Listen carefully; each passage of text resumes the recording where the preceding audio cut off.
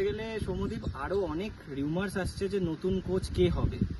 দুর্ভাগ্যজনক হতাশাজনক performance India টিমের এতদিন ধরে, তার পুরোপুরি দায়ী হলো টিমেক।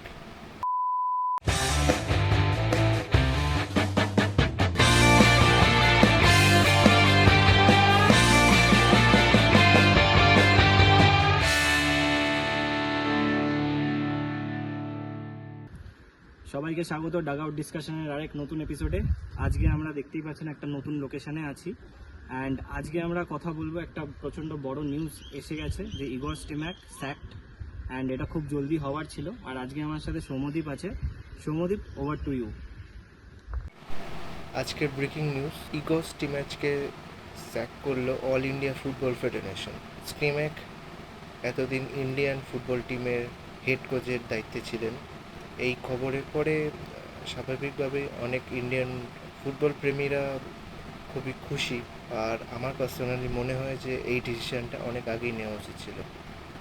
বিগত অনেক মাস ধরে আমরা দেখতে পাচ্ছিলাম যে ইন্ডিয়ার ফুটবল টিমের খুবই হতাশাজনক খারাপ পারফরমেন্স, আর আমরা তো ফিফা কোয়ালিফাইং ম্যাচেও সেটার রেজাল্ট আমরা দেখতেই পেলাম। যদিও সে এক কন্ট্রোভার্সিয়াল গোলের ফলে ইন্ডিয়া কোয়ালিফাই করতে পারেনি রাউন্ড 3-তে, তবুও দুর্ভাগ্যজনক হতাশাজনক পারফরমেন্স ইন্ডিয়া টিমের এতদিন ধরে, তার পুরোপুরি দায়ী হলো স্টিম্যাকের কোচিং।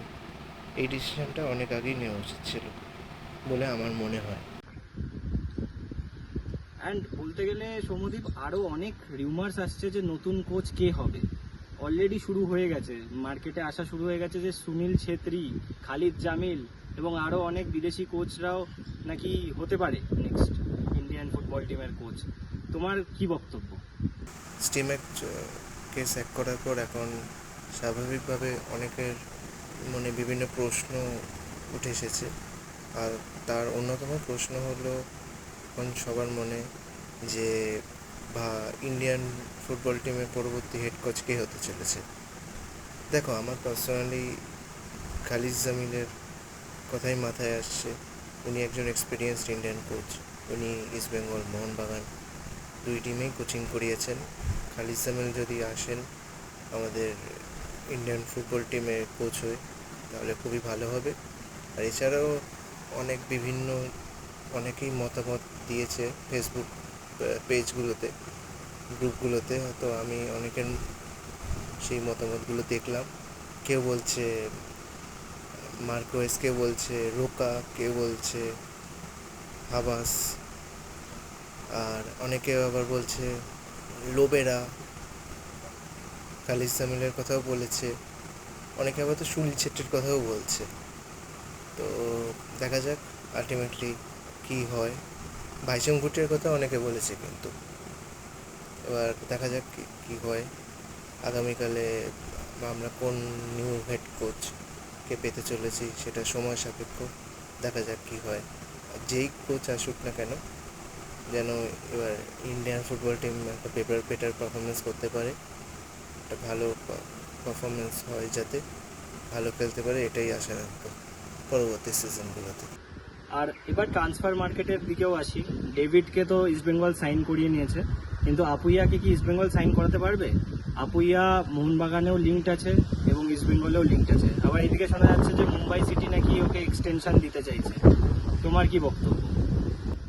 আপুইয়া ডাল থেকে নিয়ে প্রচুর চর্চা এখন হচ্ছে সমস্ত সোশ্যাল মিডিয়া প্ল্যাটফর্মে, যে আপুইয়া আলটিমেটলি কোন টিমে যাচ্ছে, ইস্টবেঙ্গল নাকি মোহনবাগান।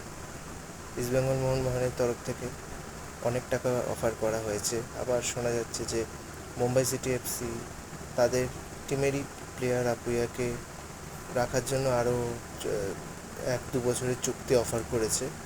এবার আপুইয়া মুম্বাইতেই থাকবে নাকি সে ইস্টবেঙ্গল নাকি মোহনবাগানে যাবে, সেটা সময়ই বলবে। কিছুই এখনও বলা যাচ্ছে না। আপুইয়া ভাগ্য নির্ধারণ কী হবে। ধন্যবাদ সকলকে। সৌম্যদীপ, খুব ভালো লাগলো। আর এরকমই যদি আপনাদের ভিডিওস ভালো লাগে আমাদের, প্লিজ লাইক করুন, শেয়ার করুন আর সাবস্ক্রাইব করুন ডাগআউট ডিসকাশনকে, আর আমাদের ভালোবাসা দিতে থাকুন। আপনাদের জন্যই আমরা চ্যানেলটাকে আরও এগিয়ে নিয়ে যেতে পারছি। 400 সাবস্ক্রাইবার্স পূরণ হয়েছে, আরও আমাদের এগিয়ে যেতে হবে। এরকমই আমাদের সাথে থাকুন। ধন্যবাদ।